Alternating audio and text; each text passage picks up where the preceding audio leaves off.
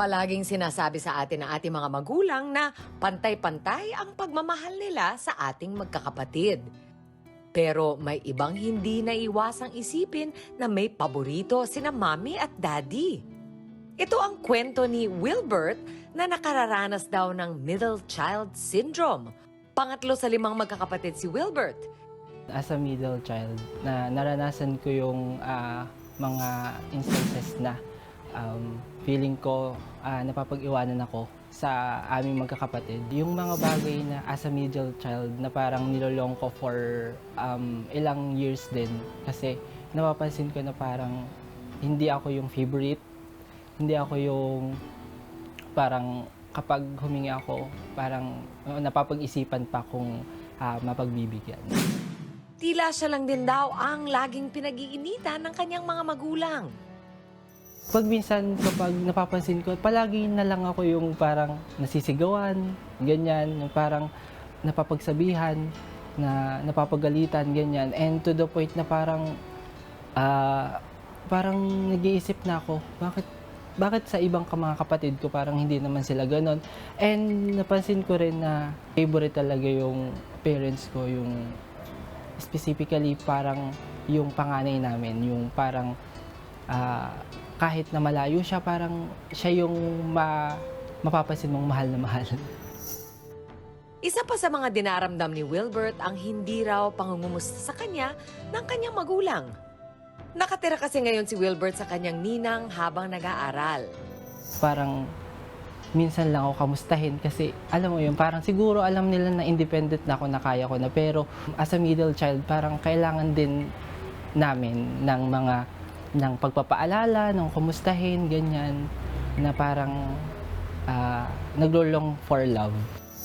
Ayon sa eksperto, walang sapat na mga pag-aaral para suportahan ang middle child syndrome.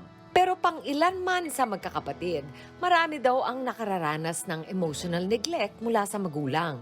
Kaya naman ang payo ng eksperto sa mga magulang, importanteng maibigay sa mga anak ang kanilang mga emosyonal na pangangailangan. Merong pinaguhugutan yung mga bata, no? Kung bakit nararamdaman nila na parang may kakulangan. Huwag tayong mag-a-assume na binibigay kagad natin yung pangangailangan nila dahil lang halimbawa na nare-receive nila yung mga material. Pero para mas makatulong palalo at mas maging healthy yung relationship mo, para sa anak mo, importante na bibigay mo ba yung emotional needs niya. Kasi maaring doon tayo nagkukulang. Thank you, Dr.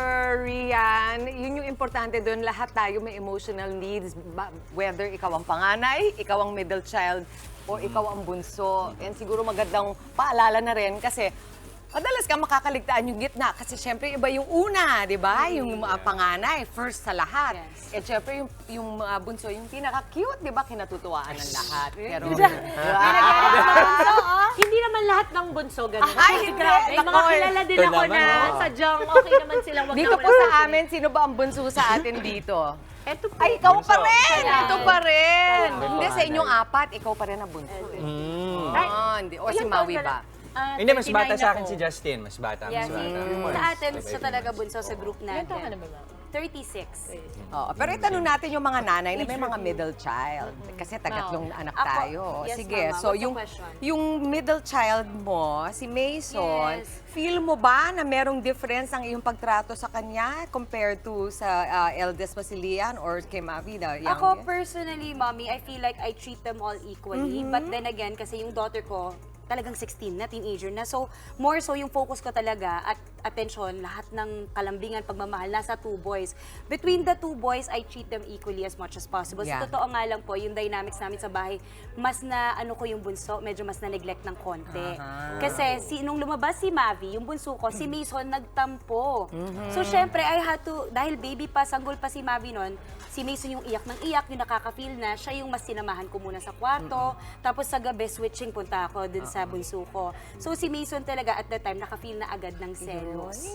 Yung emotional needs ng anak mo, Yes. in-address mo talaga. At In-address yun ang ko maganda. talaga. And because kahit papaano may idea ko that some people can really get that middle child syndrome na tinatawag. So, I think the more na mas naging aware ako and conscious, the more I gave more attention to Mason. But at the same time, yun nga, si Mavi, bunso pa rin yan eh. So, balance lang talaga, Mami. And yun lang ang fear ko, ayokong magkaroon siya ng inferiority complex growing up. Lalo na ngayon sa mga YouTube, TikTok, at their age ha, nakikita nila and alam niya na sinasabi niya, Mommy, am I not the favorite? Kasi sabi sa TikTok, ang middle child, ganyan-ganyan. So alam na nila, nakakatakot. So you just have to, you know, really brief them.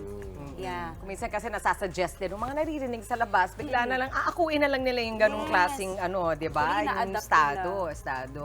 Eh, okay, si Alonso is, Alonso is the most confident, I think, because yun, bata pa lang sila, Mommy, sinabi ko na rin kay Alonso, alam ko na inabangan ko kasi si Boyet is a middle child, pero maganda naman yung effect kay Boyet. So, kung ano na lang din yung pakitungo ng mother-in-law ko sa asawa ko, ginagaya ko na lang yun. Kasi apo naman niya, so it runs in the blood. I would assume na yung characteristics niya. But more importantly, nakita ko po na sa akin, ang diskarte na nag-work ay pakita kay Alonso na ito ang pwesto niya.